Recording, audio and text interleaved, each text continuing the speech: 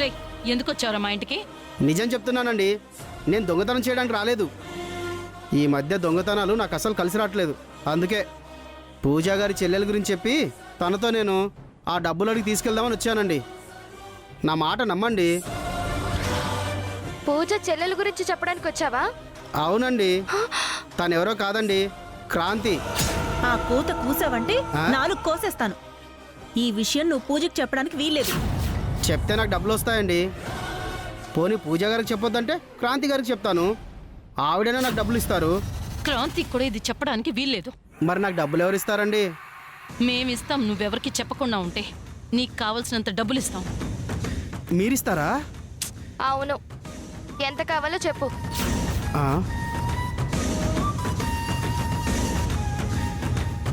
1,00,000 రూపాయలు ఇవ్వండి అమ్మా.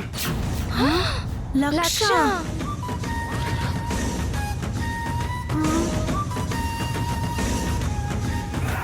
రే, 1,00,000 రూపాయలు ఈ కంటితో చూసి చాలా రోజులవుతుందిరా. మా దగ్గర అంత లేవురా. అయితే నేను ఇద్దరిలో ఎవరో ఒకరికి చెప్పాల్సిందే, మరో దారి లేదు. రే ఆగు, 1,00,000 రూపాయలే కదా, రేపు సాయంత్రం లోపిస్తాం. అప్పటి వరకు వెయిట్ చేయి. రేపు సాయంత్రం వరకు అయితే ఓకే అండి. ఒప్పందం ప్రకారం రేపు సాయంత్రానికల్లా 1,00,000 రూపాయలు నా చేతిలో పడితే నేను ఈ ఊరు వదిలి వెళ్ళిపోతా. లేదంటే ఈ మ్యాటర్ మేడ మీదకి ఎక్కి డప్పు కొట్టి మరీ చెప్తాను. సరే సరే వెళ్ళు. ఆ, రేపు సాయంత్రానికల్లా డబ్బు ఎక్కడి నుంచి తెస్తావక్క? ఎక్కడో అక్కడి నుంచి తేవాలి కదే. అదే ఎలా తెస్తావా అని.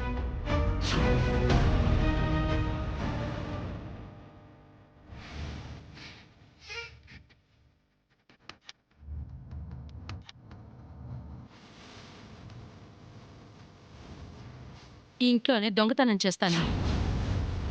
ఇప్పుడు వీడి కానీ నిజం చెప్పాడంటే అక్క చెల్లెళ్ళు ఒకటైపోతారు. మనం అవుట్.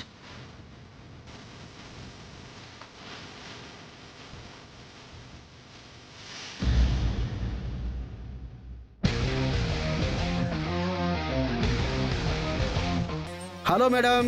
రేయ్, దొంగ పట్టుకో.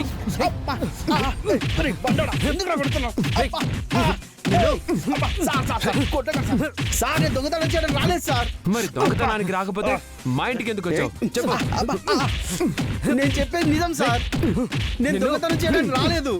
పూజ మేడంతో మాట్లాడడానికి వచ్చాను. అబ్బా, పూజతోనా? పూజతో ఏం మాట్లాడాలి? అదేంటంటే మేడం, అది అది అది మీకు ఎలా చెప్పాలి? అది పూజ మేడం మీరు. రే, నీకు పొమ్మని చెప్తే మళ్ళీ ఇక్కడ మీటింగ్ పెట్టావేంటి? పో ఇక్కడి నుంచి. అది కాదు అత్తయ్య, వీడు ఆ, వీడు దొంగతనానికి రాలేదు క్రాంతి. ఆకలేస్తుందంటే అన్నం పెట్టాం, తిని వెళ్ళిపోతున్నాడు అంతే. అవును మేడం, ఈ ముగ్గురు తల్లులు కడుపు నిండా అన్నం పెట్టారు. చివర్లో 1,00,000 కావాలంటే రేపు సాయంత్రం రమ్మన్నారు.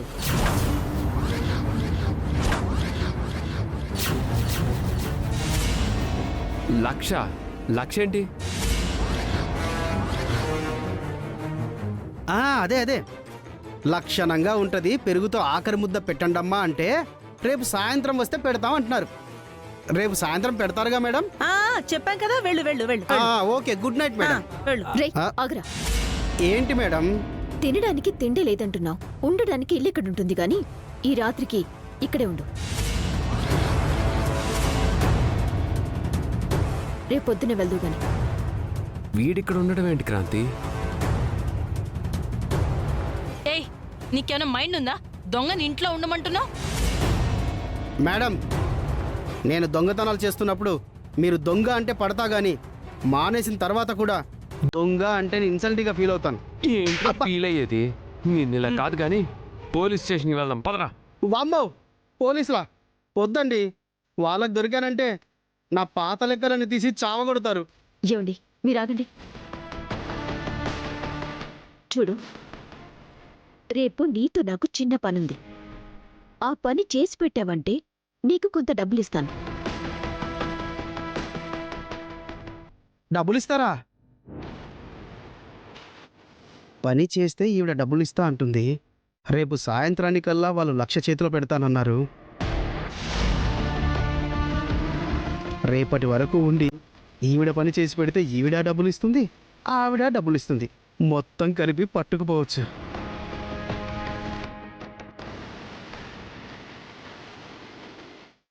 అలాగే మేడం, మీరు ఇంతగా రిక్వెస్ట్ చేస్తున్నారు కాబట్టి ఏంటి?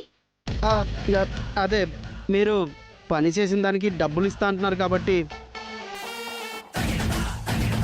ఇక్కడే ఉండి రేపు ఆ పని చేసుకొని వెళ్తాను. రేపు సాయంత్రానికల్లా వెళ్ళిపోవాలి మేడం. సరే బంటి, విన్ నీ రూమ్లోకి తీసుకెళ్ళు. అలాగే మేడం. బంటి బాబు పదండి, వెళ్ళి రెస్ట్ తీసుకుందాం. పద.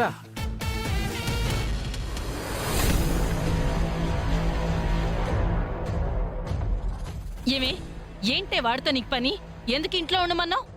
అత్తయ్య, ఆ ఏకంబరి కొట్టేసిన నగలు తిరిగి మన చేతికి రావాలంటే ఇలాంటి దొంగొకడు మనకు అవసరం. రేపు జరిగే ఫంక్షన్లో నా దగ్గర ఒక ప్లాన్ ఉంది. దానికి వీడు కావాలి. అదేంటో రేపు చెప్తాను. ఏమండి, పదండి. వాణ్ణి ఇంట్లో పెట్టిందేంటక్క?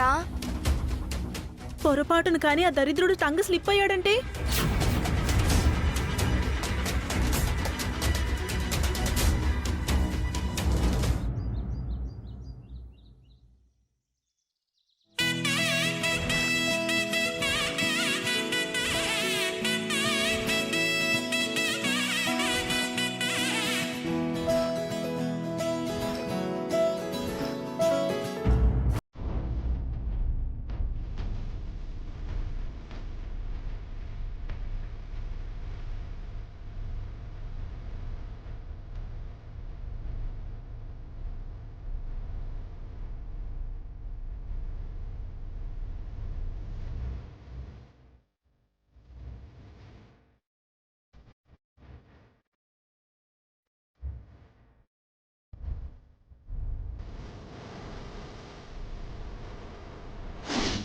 నమస్తే. నమస్కారం బాబు. కూర్చోండి కూర్చోండి.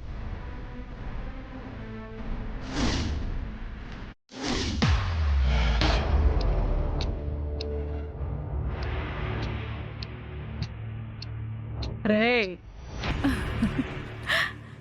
అప్పుడే నీ మొహంలో పెళ్లి కళ వచ్చేసిందిరా శంకరా. అవునమ్మా, ఈ రోజుతో పూజకి పూర్తి మొగుడు అవ్వబోతున్నాను. ఈ ఆస్తికి హక్కుదారుని అవ్వబోతున్నాను. శభాషరా శంకరా.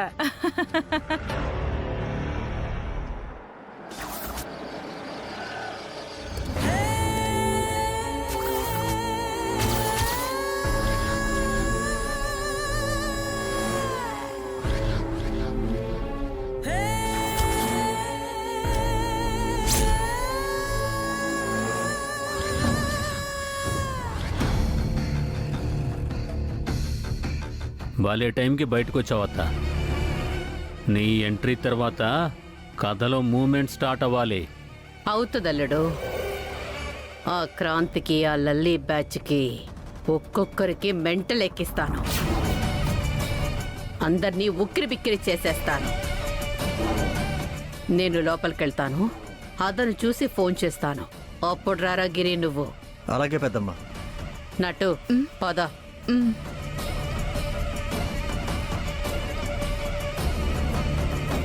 ఏమ్మా, మా కోడల పిల్లని ఇంకా తయారు చేయలేదా? అవతల చాలా ఇంపార్టెంట్ గెస్ట్లు వస్తున్నారు. అంత ఇంపార్టెంట్ అయిన గెస్ట్లు ఎవరు?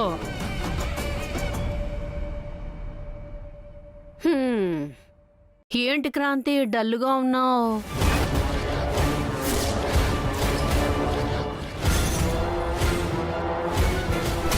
హే, ఏ మొహం పెట్టుకొని నా ఇంట్లో అడుగు పెట్టావు? మేమేం నీ గురించి రాలేదు, ఫంక్షన్కి పిలిస్తే వచ్చాం. మా ఇంట్లో ఫంక్షన్కి మిమ్మల్ని పిలిచింది ఎవరు? నేనే పిలిచాను.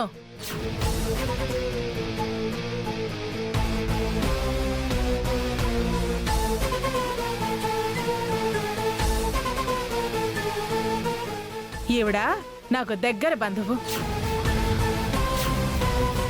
అర్థమైందా? అర్థమైంది. ఇప్పుడు చాలా క్లియర్గా అర్థమైంది. ఇంతకాలం వీళ్ళు చీటర్స్ అని తెలుసు, కానీ ఇప్పుడు కన్ఫర్మ్ అయింది.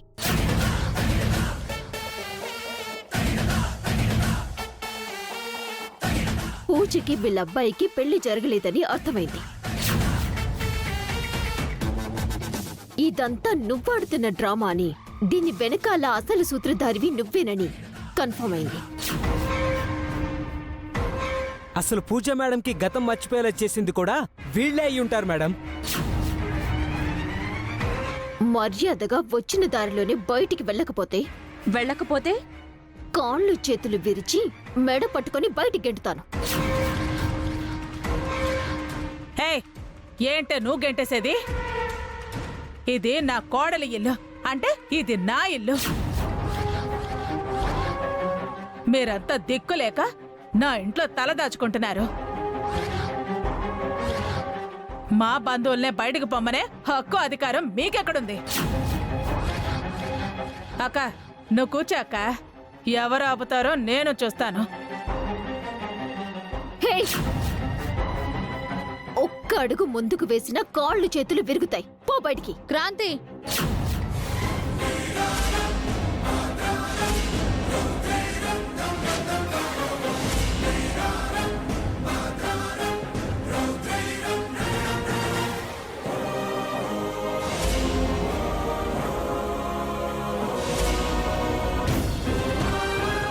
ఏం చేస్తున్నావు క్రాంతి? దౌర్జన్యం చేస్తుందమ్మా. మా బంధువులైన కర్పూరం గారిని ఫంక్షన్కి పిలిస్తే ఈ క్రాంతి ఇంట్లో ఉంటే కాళ్ళు విరక్కొడతాను, బయటికి పొండి అని మెడ పట్టుకుని గెంటుతుంది.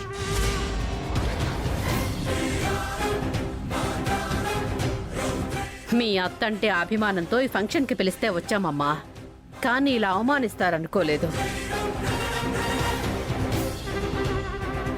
దిక్కులేక మీ ఇంట్లో తలదాచుకున్న వాళ్ళు ఇంతలా రెచ్చిపోతున్నారంటే అదే మీ అసమర్థతే అనుకోవాలి. ఏమనుకోకే ఏకాంబరి, నేను వెళ్తాను. నువ్వు వెళ్ళిపోవడం ఎందుకక్క? మంచి మర్యాద తెలియని ఇలాంటి వాళ్ల మధ్య మాలాంటి వాళ్ళం ఉండలేమండి. మమ్మల్ని వెళ్ళిపోనివ్వండి. రామ్మా.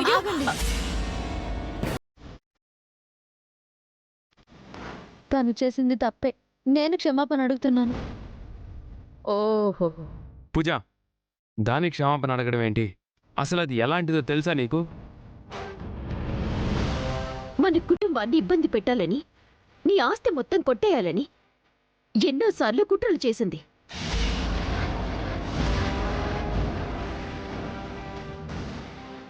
వాటన్నింటినీ తిప్పికొట్టి బుద్ధి చెప్పి జైలుకి పంపిస్తే నిన్నటి వరకు జైల్లో చిప్పకుడు తిని ఇప్పుడు బయటకొచ్చింది.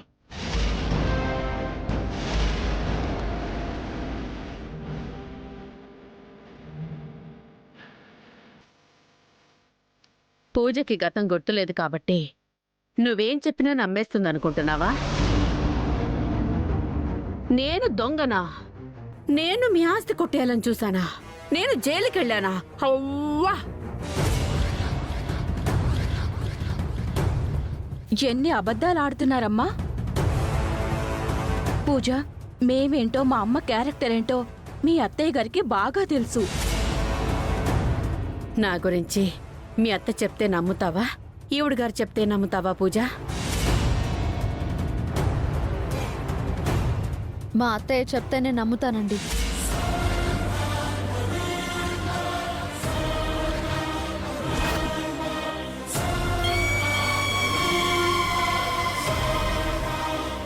దయచేసి మీరైతే వెళ్ళిపోకండి. పూజ, నేను చెప్తుంది విను. మాట్లాడ క్రాంతి. మీరిక్కడే ఉండండి. ఉంటావమ్మా. మీ అత్తయ్య మొహం చూసి, నీ మంచితనం చూసి ఫంక్షన్ అయిపోయేంత వరకు ఇక్కడే ఉంటాం. కాకపోతే ఫంక్షన్లో ఉండమని రిక్వెస్ట్ చేయాల్సింది నువ్వు కాదు, క్షమాపణలు చెప్పాల్సింది నువ్వు కాదు. ఈ క్రాంతియే మా అమ్మకి క్షమాపణ చెప్పాలి. అప్పుడే ఇక్కడుంటాం. తప్పు చేసింది. ఎవరి కోసం చెప్తుంది క్షమాపణలు? ఎవరు తప్పు చేసింది? ఇక్కడ తప్పు చేసింది ఎవరో, తప్పుడు మనుషులెవరో పూజకి తెలియకపోవచ్చు, మా అందరికీ తెలుసు. క్రాంతి ఎవ్వరికి క్షమాపణ చెప్పదు. చెప్పాలి బావా. వాళ్ళు మా అత్తగారి తరపు బంధువులు, అంటే నా బంధువులు. మీరందరూ ఎంతో, వాళ్ళు కూడా అంతే. మనం పిలిస్తేనే వాళ్ళు ఇక్కడికి వచ్చారు కాబట్టి ఈ ఫంక్షన్ హ్యాపీగా జరగాలంటే ఎవ్వరూ బాధపడకూడదు. ఆవిడకి క్షమాపణ చెప్పు క్రాంతి. క్రాంతి నువ్వు చెప్పదు. రే నువ్వు ఆగరా. క్రాంతి ఒకసారి ఇల్లరా.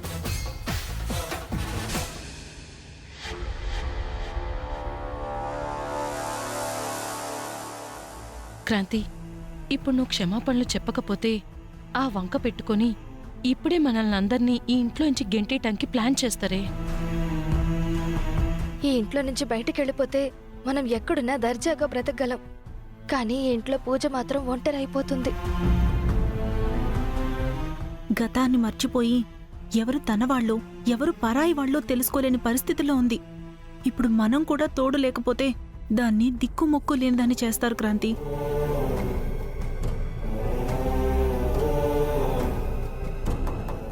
ఏంటా గుసగుసలు? నా కోడలు చెప్పినట్టు క్షమాపణలు చెప్తారా లేక ఇంట్లో నుంచి బయటకు వెళ్ళిపోతారా? మిమ్మల్ని అవమానించి మాట్లాడినందుకు నన్ను క్షమించండి.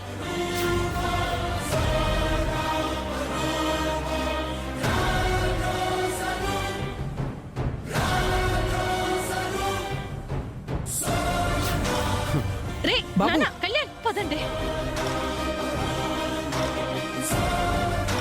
అక్క రండి కూర్చోండి. పూజ, ఏయ్, నన్నే జైలుకి పంపిస్తావా? అక్కడ నేను గడిపిన ప్రతి క్షణం నీకు చుక్కలెలా చూపించాలా అని ఆలోచించానే. వచ్చేసాగా, ఇక చూపిస్తా. నీ ముందే ఆ ఏకాంబరి కొడుకుని పూజకి మొగుణ్ణి చేస్తాను. ఆస్తికి వారసుణ్ణి చేస్తాను. ఆ తరువాత ఈ ఆస్తి మొత్తాన్ని దక్కించుకుంటా. నీ పూజకి తాళి మిగులుద్ది, నీకు ఏడుపు మిగులుద్ది. ఫిక్స్ అయిపో.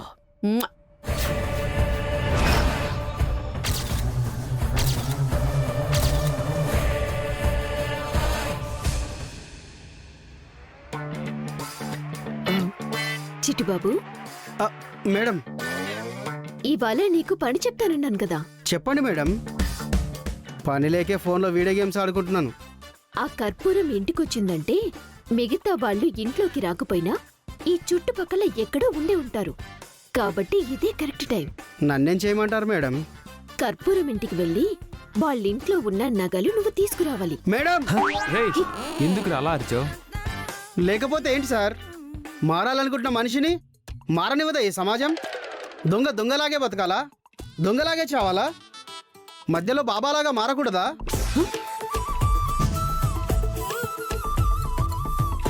నీ ఓవర్ యాక్షన్ ఆపు.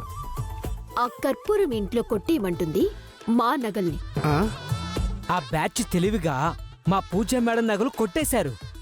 నువ్వు వెళ్ళి వాటిని కొట్టుకురావాలి. ఓహో, మీ నగలు వాళ్ళు కొట్టేశారా? అవి నేను కొట్టేయాలా? నగలు నేను కొట్టేస్తే నేనే పట్టుకెళ్తాను కానీ మీకెందుకు తెచ్చిస్తాను? కరెక్ట్. వీడు చెప్పింది కరెక్టే కదా క్రాంతి? అవునండి. ఇంత ప్రొఫెషనల్ గా ఉండేవాడు బయట ఉండకూడదండి. తీసుకెళ్లి పోలీస్ స్టేషన్లో అప్పచెప్పండి. మేడం, రే, లేకపోతే నీకు తినడానికి లేదంటే తిండి పెట్టలేదా? పెట్టారు. మరి రాత్రంతా ఈ ఇంట్లో ఉండనివ్వలేదా? ఉండనిచ్చారు. మీకోసం మేడం వాళ్ళు ఇంత చేస్తే వాళ్ళ కోసం నువ్వు ఈ చిన్న దొంగతనం చేయలేవా? సర్లేండి, మీరు చెప్పినట్టే ఆ కర్పూరం ఇంట్లో ఉన్న నగల్ని కొట్టేస్తాను. దాంతోపాటు వాళ్ళ నగల్ని కూడా కొట్టేస్తాను. మీ నగలు మీకు, వాళ్ళ నగలు నాకు. పళ్ళు రాలు కొడతాను. ఆ? అక్కడ మా నగలు తప్ప ఏ వస్తువుని నువ్వు ముట్టుకోకూడదు. అదోటుందా? సర్లే, ఒప్పుకున్న పెళ్ళికి వాయించక తప్పుతుందా? అలాగే కానివ్వండి. నీతో పాటు ఆ. మా ఆయన బంటి కూడా వస్తారు. ఎందుకు మేడం? దొంగతనం ఎలా చేయాలో వీళ్ళిద్దరికీ ట్రైనింగ్ ఇవ్వాలా?